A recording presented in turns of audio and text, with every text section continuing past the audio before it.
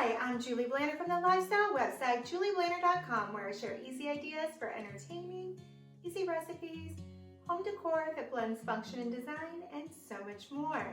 Today, I'm answering a reader question. It's how to become a minimalist, especially when the person you live with or the people that you live with aren't. I'm going to share how we ease into a minimalist lifestyle and how you can do the same.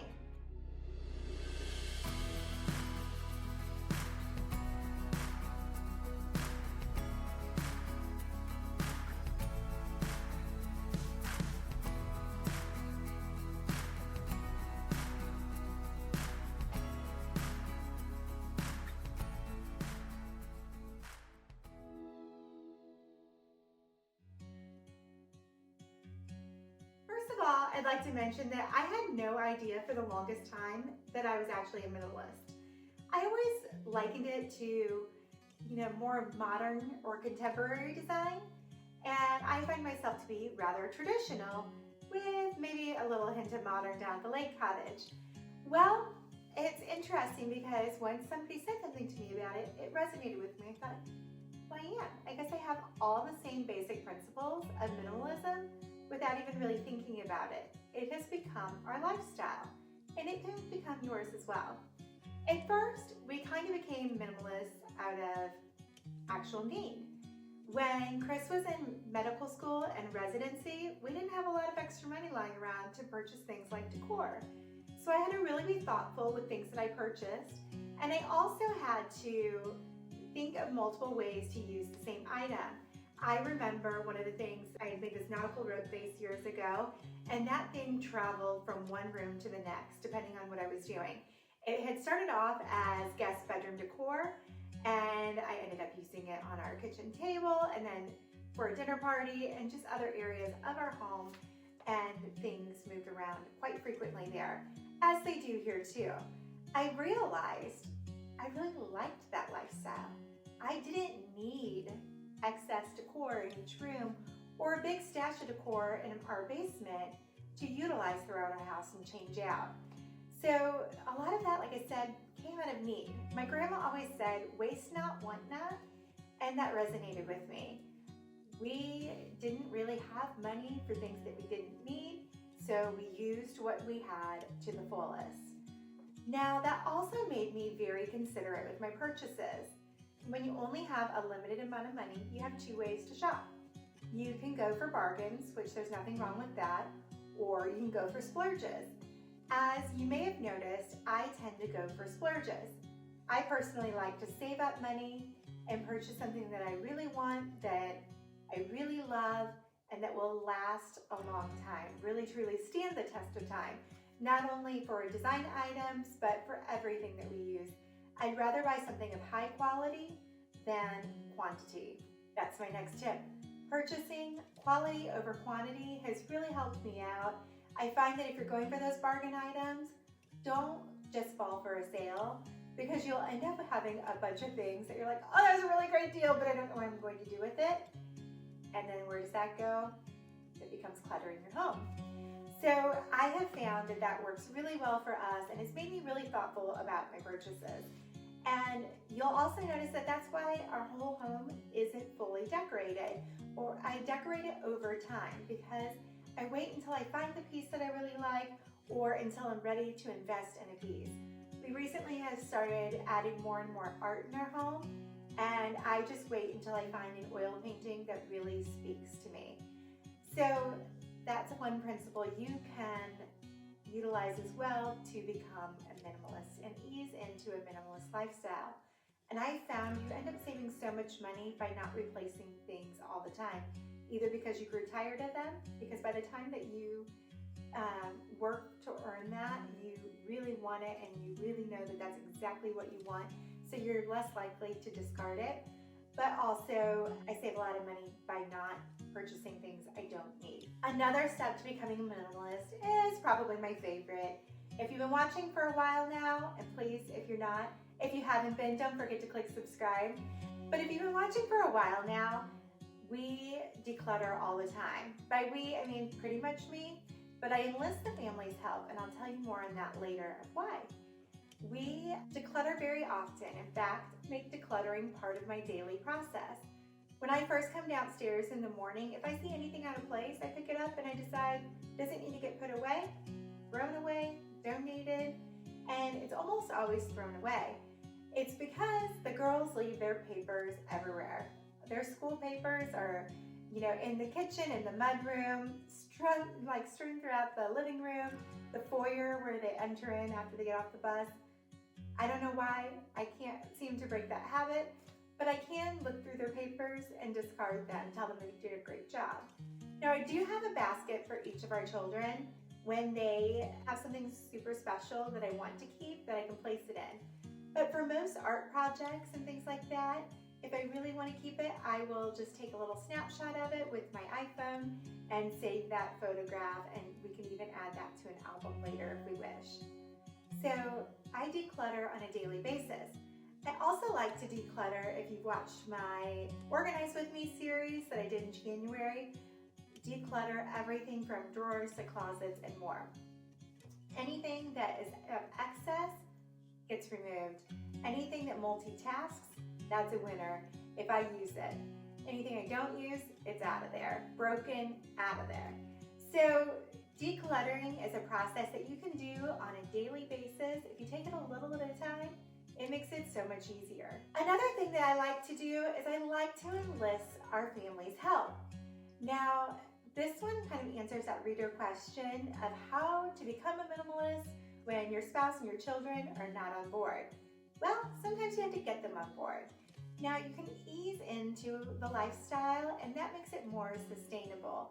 Anytime you jump all in, it's more of a phase than a lifestyle. So I do recommend you ease in. But you can start some of these principles any day. One of the things I like to do is I like to make for the kids games out of it. We do speed cleaning sessions. In fact, last weekend, that's exactly how we cleaned the basement. And when I say we, they did it. They did it all themselves. I told them to set their Alexa at a 6-minute increment and they take it one task at a time. So I wrote down a list of tasks for them to do.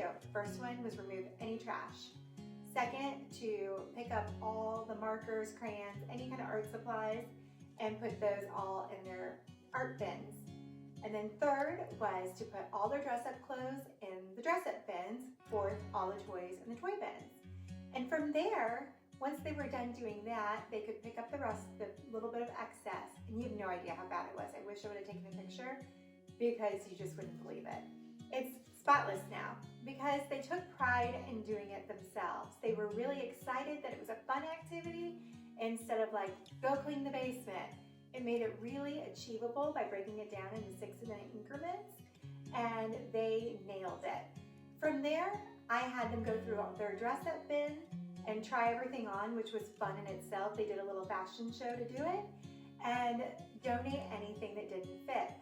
Then I reminded them that there are so many children that aren't as fortunate as they are and that would love some of their toys that they've outgrown or that they feel like they can part with. And so they came up with quite a few things that they were we're ready to let go of these book bags, of these toys and whatnot. So getting your family involved always helps. Now for the spouse, that could be a little trickier. The less you bring in, the less clutter you'll have and the more minimalist your life will be. But I know that can be a challenge for some.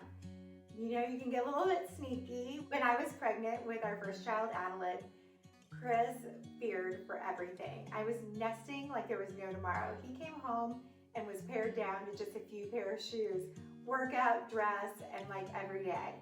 And he was like, what happened to all my shoes? I was like, you didn't need all of those. They were just consuming space, and we lived in a 1,000-square-foot home, and I felt completely like the walls were closing in on me and we needed to make room for baby. Well, you could make your husband or your spouse fear for their stuff. I don't know if that would work for everyone. Chris is quite forgiving, but the girls, it's worked for them too in the past. So you can make them fear for their stuff. But more realistically, you can just tell them how you feel when your home is clutter-free.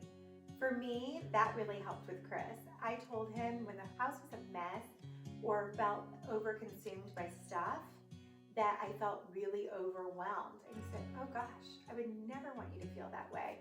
You do so much already between work and the kids and whatnot. Like, what can I do to help? And it was like, let's go through and see what we can part with. So again, that's getting them on board. But I feel like when you let them know how it makes you feel by being consumed by too much stuff, that's helpful. When we have a clutter-free home, my mind is clutter-free. It has room for more family time and fun and things like that. Now, another way that I like to approach the minimalist lifestyle is by blending design and function. And I have a whole series on this on my website at julieblanner.com. I'll link to some of that in the description below. But we have turned everything in our home into something functional. Our TV doubles as art, which you can see in the video linked in the description below. Our bar cabinet is actually just a built-in bookcase. We previously had a bar cart, which just consumed a lot of excess space, and we didn't really have room for it in our living room, but we were underutilizing these bookcases right here.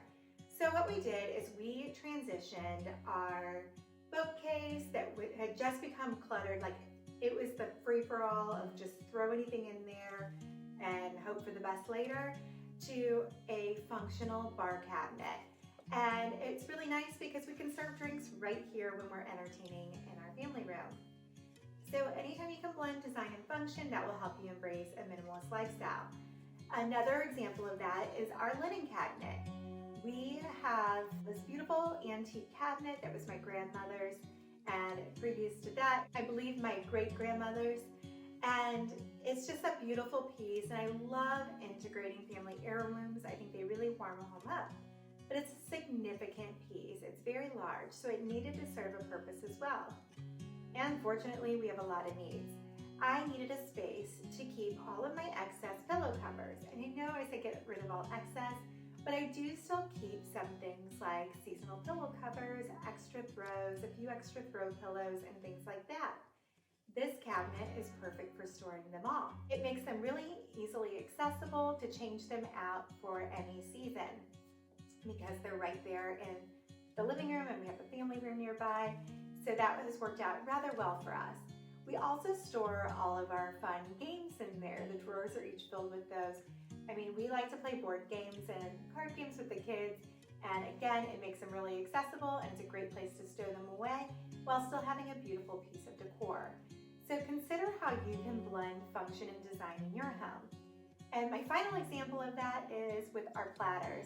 We have them hanging on our wall in our breakfast room, but we also can pull them down and use them whenever we need them.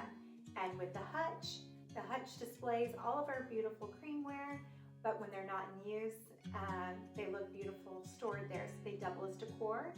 And when they are in use, you can use that as a pie or dessert cabinet. When we hosted a baby shower for my niece Tiffany, I actually had every platter and bowl in use. And so at that point in time, I didn't have a whole lot of room for desserts. So that made a great place to store desserts and put them on display beautifully while we were enjoying hors d'oeuvres.